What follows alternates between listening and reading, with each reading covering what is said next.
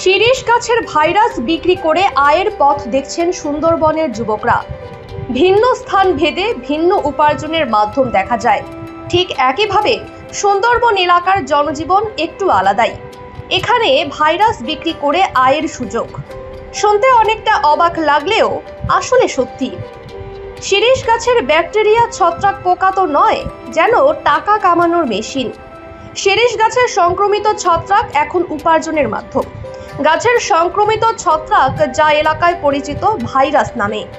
উত্তর চব্বিশ পরগনা জেলার বসিরহাট মহকুমার সুন্দরবন অঞ্চলের হিঙ্গলগঞ্জ, মিনাখা, সন্দেশখালীর আশেপাশের এলাকার একদল মানুষ প্রতিদিন কাক ভোরে উঠেই বেরিয়ে পড়ছে শিরীষ গাছ থেকে কথিত ভাইরাস পোকার সন্ধানে। তবে শুধুমাত্র শিরীষ গাছেই নয়, বাবলা, কুল, অর্জুন গাছে এই ছত্রাকের দেখা মেলে, যা আঠালোভাবে রূপান্তরিত হয়ে সাধারণত রঞ্জন বা রেসিন নামে বহুল পরিচিত। ছত্রাক আক্রমণে গাছের ডালে টকটকে লাল একটি আবরণ এবং আবরণের উপরে অংশে সাদা দুধের মতো তুলা জাতীয় একটি প্রলেপ পড়তে দেখা যায়। সংশ্লিষ্টরা শ্রমিক দিয়ে যত্ন সহকারে গাছ থেকে আহরণ করছে পোকা ভর্তি ডাল। এরপর সাইকেল, মোটরসাইকেল কিংবা পিকআপ ভ্যানে বাসাবাড়ি, আড়ত কিংবা নির্দিষ্ট স্থানে নিয়ে বাড়ির বধূ, কিশোর কিশোরীরা ডাল থেকে ছাড়িয়ে নিচ্ছে পোকা ও তার উচ্ছিষ্ট, যা নির্দিষ্ট ব্যবসায়িক স্থানে পাঠানোর জন্য উপযোগী করেই বস্তা ভর্তি করা হচ্ছে।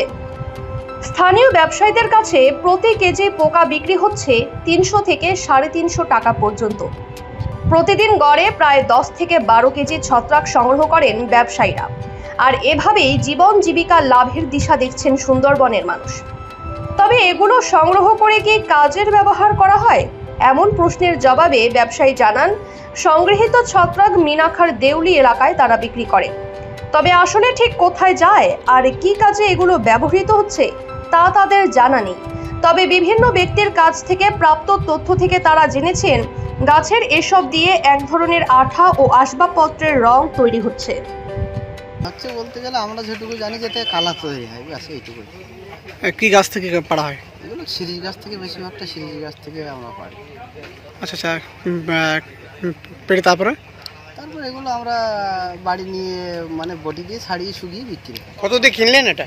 এটা 4000 টাকা দিয়ে কেনা হয়েছে। কত টাকার গাছ এটা? এটা কেলাপের গাছ, কেলাপের ছেলেদের কাছ থেকে নিয়েছি। এ তো জমি রাস্তার উপরে মনে হচ্ছে। জানি না, কেলাপের তরফ থেকে আমরা নিয়েছি। কেলাপের ছেলেদের সঙ্গে ক্লাবের ছেলেদের সঙ্গে কথা বলে। কোন ক্লাব থেকে? এটা নবদুর্গা ক্লাব। আচ্ছা আচ্ছা, আপনার নাম? আমার নাম কামাল মোড়ল।